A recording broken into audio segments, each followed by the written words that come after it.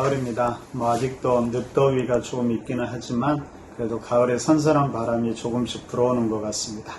그럼 가을은 천고마비의 계절이라고 하는데 우리 육신뿐만 아니라 말씀을 통해서 우리의 영혼이 더욱더 살찌는, 더욱더 풍성하게 넘치는, 은혜가 넘치는 그런 시간들이 되기를 바랍니다. 오늘도 함께 사도신경으로 신앙 고백하고 말씀 나누겠습니다.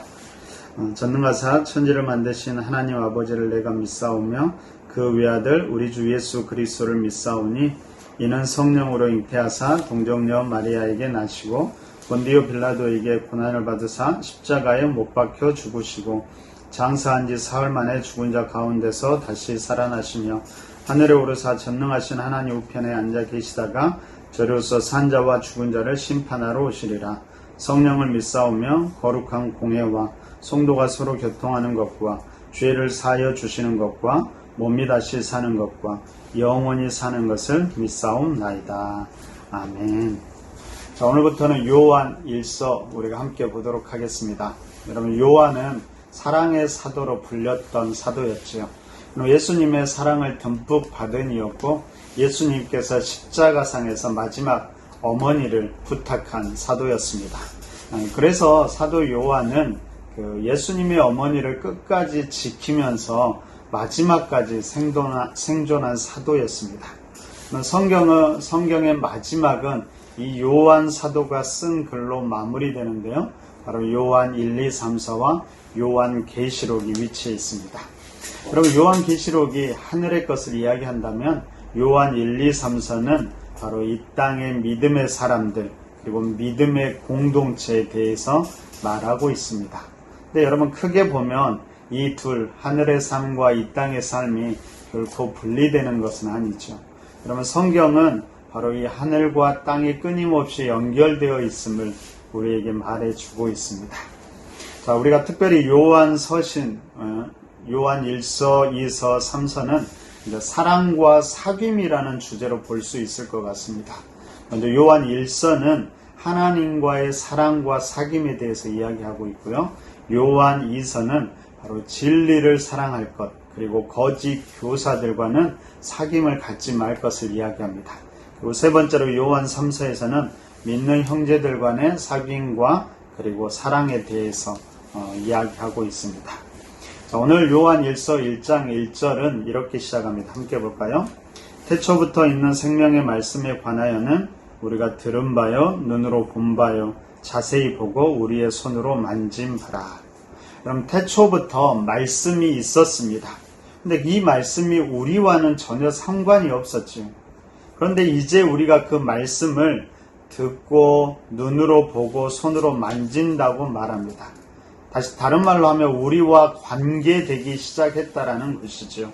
그럼 어떻게 이럴 수 있을까요? 오늘 2절을 보십시오. 이렇게 기록되어 있습니다. 이 생명이 나타내신 바 된지라 이 영원한 생명을 우리가 보았고 증언하여 너희에게 전하노니 이는 아버지와 함께 계시다가 우리에게 나타내신 바 된 이시니라. 바로 여러분, 누구를 말하고 있을까요? 그렇습니다. 여러분, 예수 그리스도를 말합니다. 그러니까 생명의 말씀이 예수 그리스도이고 예수 그리스도가 바로 그 생명의 말씀이라고 이야기하고 있습니다. 이 생명의 말씀이신 예수님께서 우리에게 다가오셨고요. 그 예수를 통해서 우리는 태초부터 있는 생명의 말씀을 만나게 되고 그 생명의 말씀을 통해서 우리가 생명을 얻게 된다라는 이야기입니다. 특별히 요한이 듣고 보고 손으로 만진다고 이야기하고 있는데요. 이것은 우리가 신앙을 갖는 과정을 한편으로는 또 이야기합니다. 먼저 우리가 예수 그리스도에 대해서 듣게 되겠지요.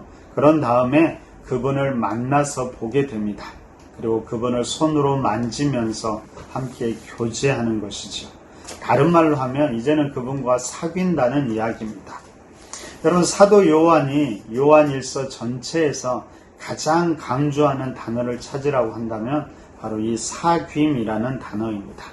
여러분, 이 사귐이라는 것은 하나님의 존재 방식이고요. 그래서 이것이 우리의 신앙과 공동체의 존재 방식이고 핵심이 되는 것입니다. 여러분, 생각해 보십시오. 우리가 믿는 하나님은 한 분인 하나님이 아닙니다. 우리가 믿는 하나님은 삼위일체 하나님이라고 이야기합니다. 여러분, 삼위일체라는 것은 삼위, 그러니까 성부와 성자와 성령 세 분이 계시는데 이들이 하나, 일체를 이룬다는 이야기입니다. 어떻게 하나됨을 이들이 이룰까요? 그것이 바로 사귐을 통해서 이 삼위 되신 하나님이 일체를 이루어 갑니다. 그러니까 이 사귐은 하나님의 삼위일체 하나님의 존재 방식이 되는 것입니다. 이 존재 방식에 따라 우리도 그렇게 존재하고요.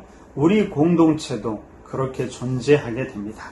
다시 말하면 우리가 믿음의 사람이라고 말할 때 그것은 우리의 삶 가운데 우리 안에 사귐이 있다는 것이죠. 그리고 우리가 믿음의 공동체라는 것은 그 안에 삼위일체 하나님의 존재 방식과 똑같이 함께 사귐을 통해서 하나됨을 이루어가는 공동체, 그것이 바로 믿음의 공동체입니다. 바로 여러분, 이 사귐은 바로 하나님과 우리들 간의 사귐이고요. 그리고 나와 너의 사귐을 이야기합니다. 그러니까 여러분, 우리가 신앙이라고 말할 때 신앙에는 절대로 혼자 있을 수가 없는 것이죠. 신앙생활을 하면서 자꾸 혼자 있고 싶다. 여러분, 그것은 무엇인가 문제가 있다라고 생각을 해야 합니다. 오히려 우리의 신앙은 사귐이 더 확장되어 갑니다. 사도 바울은 이 사귐의 영역을 우리가 날마다 더 확장해 가기를 원하고 있습니다. 3절을 보십시오. 우리가 보고 들은 바를 너희에게도 전함은 너희로 우리와 사귐이 있게 하려 함이니 우리의 사귐은 아버지와 그의 아들 예수 그리스도와 더불어 누림이라. 하나님과 나와의 사귐에서 나와 너와의 사귐으로, 그리고 하나님과 나와 너와 함께하는 그 사귐으로 그 사귐이 확장되어야 합니다. 여러분, 한번 생각해 볼까요? 여러분, 사귄다, 사귐이라는 말은 무슨 말일까요? 그럼 사귐에는 몇 가지 특징이 있습니다. 가장 먼저 첫 번째는 사귐은 함께 시간을 보내는 것을 이야기합니다. 함께 시간을 보내지도 않으면서 사귄다라고 말하는 것은 잘못된 것이죠. 물론 이때 공간이 중요합니다. 그런데 꼭 한 공간에 있어야만 하는 것은 아닙니다. 서로가 서로를 생각하고 무엇인가를 공유하고 있다면 바로 그 시간이 사귀는 것이죠. 여러분, 그래서 사귐의 두 번째 영역이 중요한 것이 바로 상대를 많이 생각하는 것입니다. 무엇을 하든 무엇을 먹든 누군가를 생각하면서 그 사람과 관계 맺고 있다면 바로 그 사람과의 사귐이 일어나는 것이죠. 세 번째로, 그렇게 사귀다 보면은 여러분 닮게 되는 특징이 있습니다. 근데 닮는다는 것이 꼭 좋은 쪽으로만 닮은 것은 아니더라고요. 더 나쁜 쪽으로 닮기도 합니다. 여러분, 저희 아내는 늘 깔끔한 사람이었고요. 늘 차분한 사람이었습니다.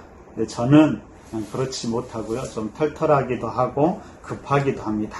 그래서 아내가 예전에는 참 깔끔하고 조심스러웠는데 어느새 가끔 무엇인가를 흘리기도 하고 급하기도 하고 그러더라고요. 다 저의 영향인 것 같습니다. 이렇게 본다면 여러분, 사귐 가운데, 사랑하는 가운데 중요한 것은 우리 자신이 먼저 좋은 사람이 되는 것이 참 중요하다라는 생각을 해보았습니다. 그럼 마지막으로 여러분, 이 사귐은 바르고 온전하게 될 때 바로 우리의 기쁨이 충만하게 되는 걸 알 수 있습니다. 오늘 본문 4절을 보십시오. 우리가 이것을 쓰면 우리의 기쁨이 충만하게 하려 함이라. 여러분, 온전한 사귐은 우리의 삶에 기쁨이 넘치게 합니다. 근데 여러분, 이 온전한 사귐을 위해서는 무엇보다도 하나님과의 사귐이 바르게 되어야 합니다. 여러분, 제가 말씀드린 것처럼 하나님과 자주 시간을 보내야 되고요. 하나님을 많이 생각해야 하고요. 그러면서 하나님을 닮아갈 때, 그리고 그 사랑을 더욱더 확장해 갈 때 바로 우리의 삶 가운데 기쁨이 충만하게 될 것입니다. 여러분, 그런데 하나님과의 사귐을 생각할 때 한 가지 문제가 있습니다. 그것은 바로 하나님이 빛이라는 것이죠. 여러분, 5절을 보십시오. 우리가 그에게서 듣고 너희에게 전한 소식은 이것이니 곧 하나님은 빛이시라. 그에게는 어둠이 조금도 없으시다는 것이니라. 여러분, 빛의 가장 기본적인 특징은 바로 어두움이 절대로 함께 할 수 없다는 것입니다. 자, 우리가 어두움이거나 우리 안에 어두운 요소가 있다면 그래서 하나님과의 사귐이 이루어질 수 없는 것이죠. 하나님이 빛 가운데 계신 것처럼 빛이신 것처럼 우리가 바로 빛의 존재가 될 때 그리고 우리가 빛 가운데 행할 때 우리는 하나님과의 사귐이 가능하게 된 것입니다. 근데 여러분 우리가 그렇지 못하지요. 그렇지 못한 우리가 어떻게 하나님과 사귐을 가질 수 있을까요? 여러분 9절을 보십시오. 만일 우리가 우리 죄를 자백하면 그는 미쁘시고 의로우사 우리 죄를 사하시며 우리를 모든 불의에서 깨끗하게 하실 것이요. 우리가 우리의 죄를 자백하면 그는 미쁘시고 의로우사 우리의 죄를 사하시고 우리를 모든 불의에서 깨끗하게 하실 것이라고 약속하고 있습니다. 바로 죄의 고백을 통해서 우리가 깨끗하게 되고 빛 가운데 행할 수 있는 것이죠. 그러면 여기에서 죄를 고백한다라는 것은 기본적으로 두 가지 의미를 지니는데요. 한 가지는 우리가 근본적인 죄, 우리가 가지고 있는 그 원죄라고도 말하는 그 근원적인 죄, 바로 우리가 죄인임을 인정하는 것입니다. 우리 자체가 죄인이기 때문에 우리가 행하는 모든 것은 죄된 행동이 되는 것이죠. 먼저는 이 근본적인 문제를 해결해야 하는데 그것은 바로 오직 예수 그리스도를 통해서만 가능합니다. 생명의 말씀이신 예수 그리스도께서 우리 안에 오셔서 우리를 다스리실 때 우리는 죄인이지만 우리가 그 예수를 통해서 깨끗하다고 의롭다고 인정을 받게 되는 것입니다. 그리고 우리가 하나님과 사귐이 가능하게 되는 것이죠. 근데 여러분 이것만이 끝은 아닙니다. 우리가 예수 그리스도를 통해 의롭게 되고 깨끗하게 인정은 받았지만 그럼에도 불구하고 우리가 이 땅을 살아가면서 우리는 끊임없이 죄를 짓게 되죠. 그러면 이것을 원죄와 비교해서 자범죄라고 이야기하는데요. 매일의 삶 가운데 우리가 행하는 죄를 말합니다. 그럼 바로 하나님의 말씀에 따라 살지 못하고 하나님의 뜻대로 살지 못하는 모든 것을 이야기하죠. 여러분 이것은 우리가 죄인이기 때문에 당연히 우리가 행하는 모든 것이 죄라는 것과는 조금은 다른 겁니다. 우리가 이제는 예수 그리스도를 통해서 죄인 됨에서 의롭게 됨을 통해서 이제 충분히 죄를 짓지 않을 수 있음에도 불구하고 우리가 죄를 짓는 것을 이야기합니다. 여러분 이것은 바로 매일의 회개를 통해서 이 문제는 해결이 가능하다고 성경은 이야기합니다. 여러분 늘 말씀드리지만 회개라는 것은 단순하게 입술의 고백만을 말하는 것은 아니죠. 그것을 넘어서 우리의 삶의 태도를 바꾸고 삶의 행동을 바꿀 때 그것을 회개라고 합니다. 오늘 본문의 표현대로 한다면 다시 하나님의 뜻대로 빛으로 행하는 것, 그것이 회개일 것입니다. 그래서 사도 요한은 이렇게 이야기합니다. 6절과 7절을 보십시오. 만일 우리가 하나님과 사귐이 있다 하고 어둠에 행하면 거짓말을 하고 진리를 행하지 아니함이거니와 그가 빛 가운데 계신 것 같이 우리도 빛 가운데 행하면 우리가 서로 사귐이 있고 그 아들 예수의 피가 우리를 모든 죄에서 깨끗하게 하실 것이요. 여러분 우리가 회개했다고 하면서 우리의 삶을 돌이키지 않고 여전히 어둠 가운데 행한다면 행하면서 하나님과 사귐이 있다고 말하는 것은 거짓이라는 것입니다. 바꾸어 말하면 하나님과의 사귐이 있다는 것은 우리가 빛 가운데 행하는 것을 통해서 증거된다라는 이야기입니다. 여러분 어떻습니까? 여러분 삶 한번 돌아보십시오. 하나님과의 사귐이 있으십니까? 여러분 다른 말로 제가 묻겠습니다. 여러분은 하나님과 얼마나 시간을 보내고 계십니까? 여러분 하루 중 얼마나 하나님을 생각하십니까? 그리고 여러분은 얼마나 하나님을 닮아가고 있습니까? 여러분의 삶은 얼마나 빛 가운데 살아가고 계십니까? 이런 질문을 통해서 다시 한번 하나님과의 사귐을 점검해 보았으면 좋겠습니다. 말씀을 정리합니다. 생명의 말씀이신 예수님께서 우리에게 다가오셨고요. 우리를 찾아오셨고 우리를 위해서 보혈의 피를 흘려주셨습니다. 그 이유가 무엇일까요? 그것은 바로 다시 하나님과의 사귐을 회복하기 위함이었습니다. 이제 우리가 해야 할 것은 바로 적극적으로 빛 가운데 행하면서 주님과의 사귐을, 하나님과의 사귐을 만들어 가는 것입니다. 그러면서 그 사귐을 너에게로 공동체로 확대해 가야 합니다. 이것이 우리에게 부담이나 우리를 힘들게 하는 것이 아니라 이것을 통해 우리의 삶에서 진정한 기쁨이 되기를 소원합니다. 그래서 오늘도 그 기쁨이 우리 삶 가운데 충만했으면 좋겠습니다. 여러분 꼭 기억하십시오. 사귐이 중요하고요. 그 사귐을 하나님과의 사귐으로부터 시작해서 너와의 사귐으로, 공동체와의 사귐으로 확대해 가시기를 바랍니다.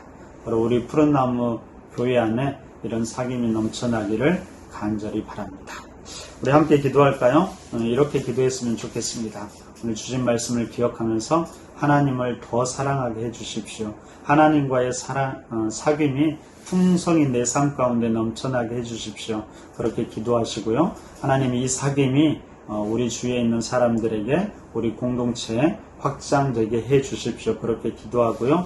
우리 푸른나무 교회 가운데 날마다 이 사귐이 풍성히 넘쳐나는 공동체가 될 수 있도록 함께 기도했으면 좋겠습니다.